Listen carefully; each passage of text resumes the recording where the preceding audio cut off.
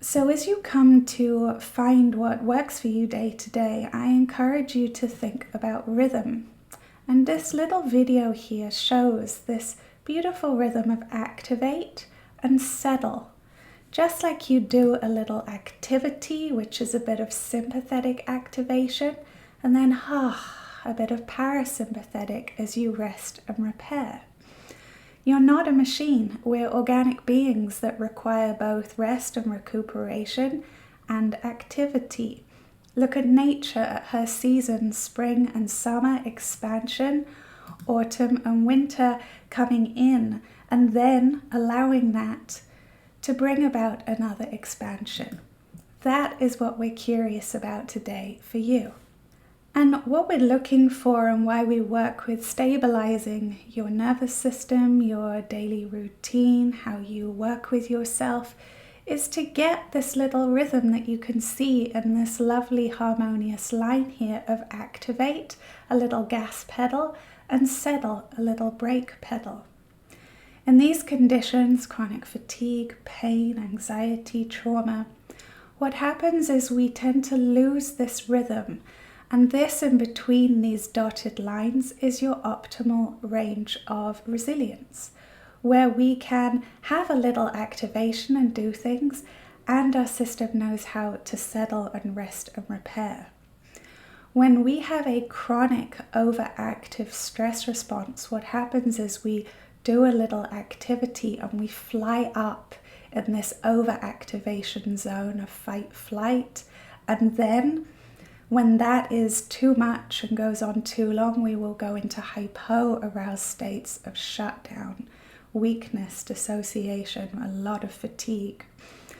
And so when we start getting back to activity, some people tend to joyride up here very quickly and then crash down, and it becomes a pattern in the system.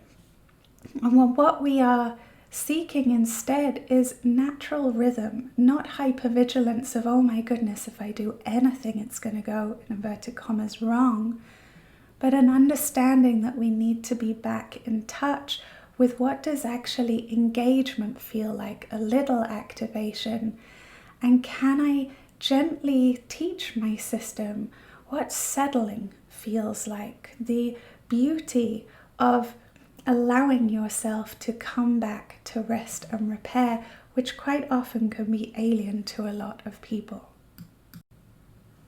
And just coming back to your autonomic regulation of that activate and settle, and linking that to what we discussed stretching out in daily life, that signals something when we start to stretch out and activate called organic thresholds, where we do a certain amount and then our body and our system will signal to us, hey, it's time to turn off, like you're driving down a road and it's time to take a turning to rest. That's what you see here on the left with this orange line that goes upwards. There are these little green dotted lines that turn off. This indicates that you can settle. So you've done a little something along that orange line, you've gone to the store, you've had a walk, and then you can settle. You have an afternoon out or do some peopling. And then, as we said, we're looking for this gentle rhythm to return the body to, I can rest a little. What we see in this numbered 1, 2, 3 are things that can prevent this that's really worth looking at. So when people start with me, they're often on this number 1 here on the left-hand side, excess inhibition. They have a lot of shutdown in their system, a lot of freeze, often a lot of fear. So we're not really doing much, or we're just avoiding. We're flat here.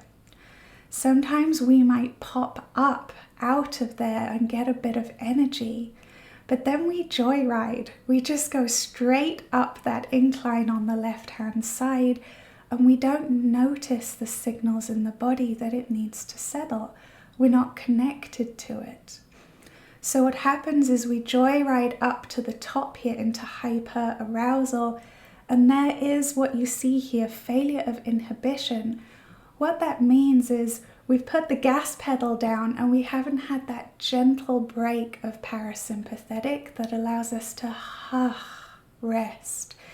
which allows that autonomic wave. Once you're up here, we'll just fall down to number 3 like an emergency brake. Because we haven't deactivated slowly and kindly, we can crash down into shutdown or freeze again. So when we're integrating you back into life and activities, things you might have avoided, we want to go slowly enough that you can notice signs in your system that say, hey, that's enough. And notice signs too of that very familiar pushing through feeling, so that we can start to take care of those and respect our organic thresholds. As we do that and we turn off when we need to, what happens is we get rewarded with more capacity. Your system gets healthier and more resilient. There's no way to learn this without just practice, okay? It's really an art, not a science. And what it's teaching us is that gentle consistency is much better than boom and bust cycles. I normally say to people, take your absolute capacity of what you can do, take 50% off that and hang out there and get used to just gently tuning in to these cycles so you can start to treat your system as you would a beloved kid, pet, person, to attune to these needs and not joyride and then crash. What allows us to do this over time is self-attunement and care, getting to know yourself. Learning to take care of your needs throughout the day is a real recurring theme for everyone I work with. And eventually this will happen naturally, okay? You're not going to be doing work on your nervous system or healing forever. You are organically self-regulating. As you saw in that diagram previously, you're designed to activate and settle. But for those of us that have gone through trauma, chronic stress, we've often disconnected from the body. And when we do, we disconnect from our emotions and our physical and our emotional needs. And we can habitually push through discomfort, push through our natural rhythms. And so when we start to look at how to pace in a day, we want to gently pause a few times, like this gentleman here with this open sensing posture will teach you this in mindfulness. And ask, do I need anything right now? Food, sustenance, something emotional? Am I breathing? Am I rushing or pushing through? Can I pause and notice the ground under me? Am I present or am I stuck in my head in the past or in the future? And these gentle, mindful pauses where we turn towards ourselves with this curiosity as you would turn towards a little kitten, it's inviting your body in as a source of wisdom for you. It's letting that mind-body connection become healthier. So we really encourage you to do this. So if you do notice you're starting to get stuck in one of your familiar patterns about symptoms, catastrophizing, worrying about an activity, yes, pause. Do use a little of your brain retraining if you want to, the noticing that's overprotective and bringing in felt safety, or somatic tracking to notice that's your alarm and it's a little over spicy and you can soothe it and reassure it with somatic tracking. But once you have tended to that alarm, we don't necessarily just want to re-engage and push on through. No one does that. We all need to take care of ourselves. Once we've addressed the alarm a little, it can be kind to notice, do I need to rest a little? Do I need anything? And go through this little curiosity to attune to how you re-engage in your day next. We will cover this a lot more in somatic experiencing and when we work with your nervous system, but I just wanted to touch into, in case your system does something very different to that wave of activate settle, this is why. With traumatic stress, chronic stress, early life trauma, we can have imprinted patterns of protection in our system that, because they helped us survive whatever we did back then in the moment, fight, flight at the top here, or freeze, shut down at the bottom here, whatever helped us survive, the brain would have imprinted very strongly as how to respond to danger in the future. And it's not actual danger, often it's perceived danger, a whiff or a sniff, a trigger of something that feels familiar. The more the system is activated, the more sensitive it gets, the easier it goes off. So a lot of people can recognize big swings of hyper and hypo arousal in their system. It's not bad or wrong. It doesn't mean you can't recover. It's a signpost letting you know, hey, at some point this is how we survived and I'm a little stuck in these patterns. What we get to do is start to notice them in our daily lives. When do they come on? How do they feel in mind and body?